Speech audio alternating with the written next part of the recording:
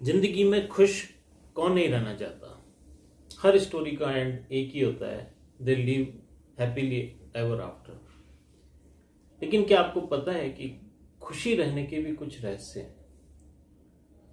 हर खुशी को हमारे शास्त्रों ने कैटेगराइज किया है। कुछ लोअर ग्रेड की खुशियां होती हैं और कुछ अपर ग्रेड की खुशियां होती हैं।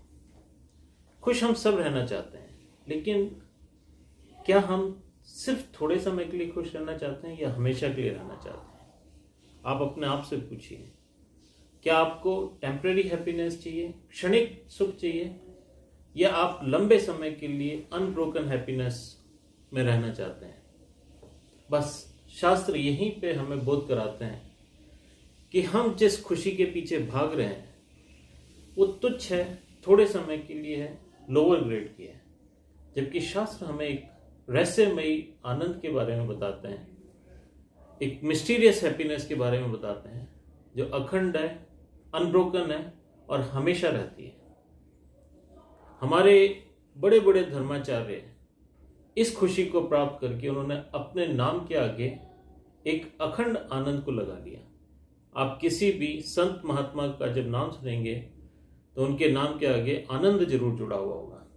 क्यों? क्योंकि वो अपने उस परमानंद आनंद को प्राप्त कर चुके हैं और ये आनंद सभी के लिए सुलभ है। बस प्रयास करना है हमें उस आनंद की प्राप्त करने के लिए, उसको खोजने के लिए।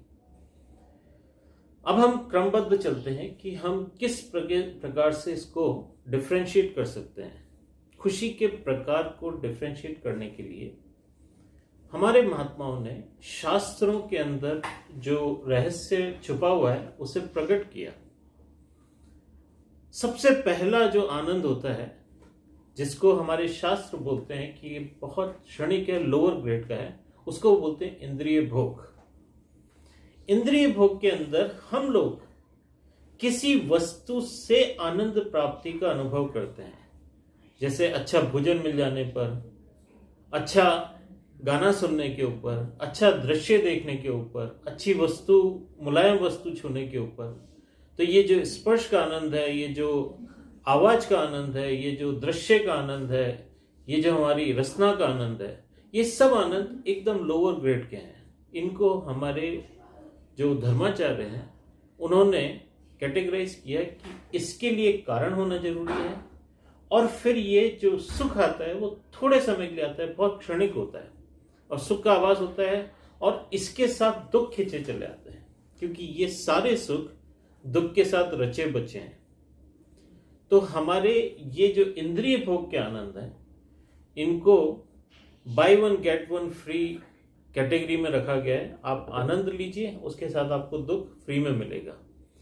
क्योंकि हमने देखा है जनरली जो इंद्रिय भोग में हम लोग इंडल्ज हो जाते हैं, उसके अंदर हम लोग जब बहुत ज़्यादा रच बस जाते हैं तो हमारे अंदर उसके साथ एसोसिएटेड दुख अपने आप आते हैं।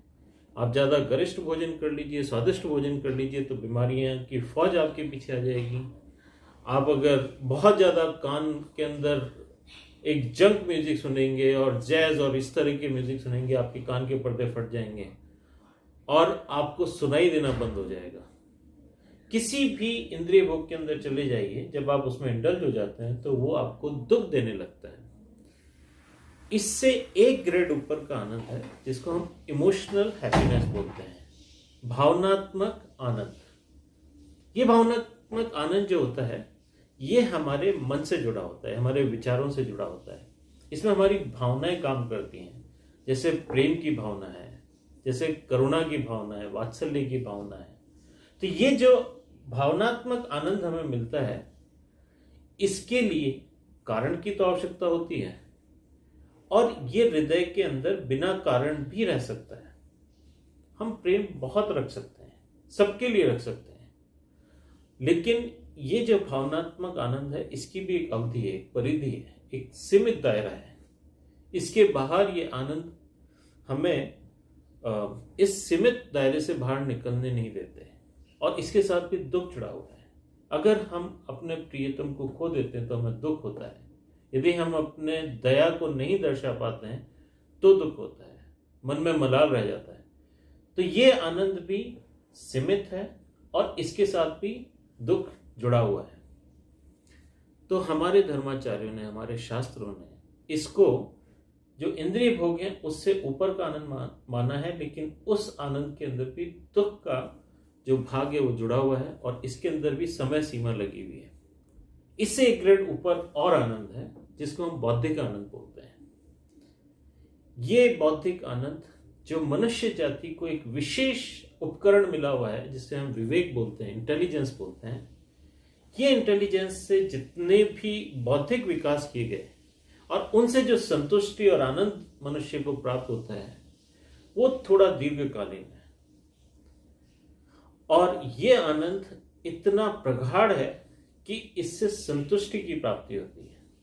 जैसे कोई मनुष्य किसी आविष्कार को करता है, किसी वैज्ञानिक ने कोई बीमारी की दवाई खोजी है, अब उस वैज्ञानिक को जो इससे आनंद मिलने वाला है, जिससे जो संतुष्टि मिलने जाती है और मानव जाति की जो सेवा होती है, तो इससे उसके अंतर मन के अंदर आनंद की जो आनंद प्राप्त करने की जो कैपेसिटी है वो संतुष्टि लेवल तक पहुंच पाती है।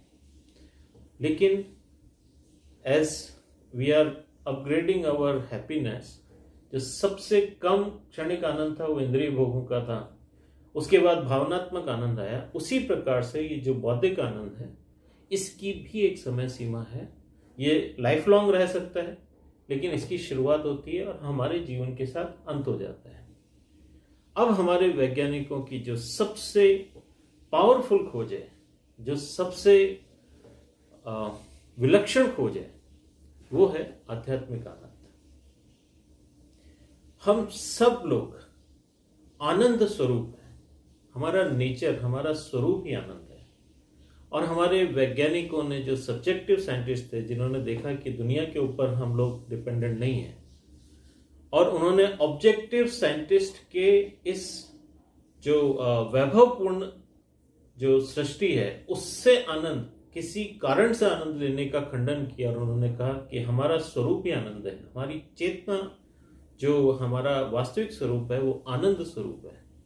तो उन्होंने इस बात को प्रकट किया कि हम स्वरूपवत सच्चित आनंद है और ये आनंद हमारे अंदर स्वतः सिद्ध है और ये किसी समय सीमा से नहीं बंधा है, ये जन्म मरण से नहीं बंधा है। ये हमारा स्वरूप सदैव एक जैसा रहता है और इस परिपूर्णता को जब व्यक्ति प्राप्त कर लेता है तो वो सदा आनंद में रहता है। और इसी कारण हमारे महात्मा जब इस आनंद को प्राप्त कर लेते हैं तो अपने नाम के आगे स्वरूपानंद, अखंडानंद, शांतानंद, मित्रानंद, सच्चिदानंद, इस प्रकार अपने नाम के आगे आनंद लगा देते हैं और वो सदा आनंद में रहते हैं।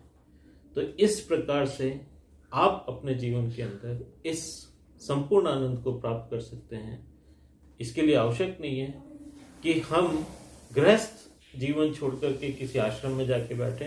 ये हमारे चिंतन मनन के ऊपर है कि हम अपने लोअर ग्रेड के आनंद को छोड़ें, उसके प्रति जो आसक्ति है उसको छोड़ें और हम अपने आप को अपग्रेड करते करते इस आध्यात्मिक आनंद को प्राप्त करने लायक बने। Thank you. हरिओम।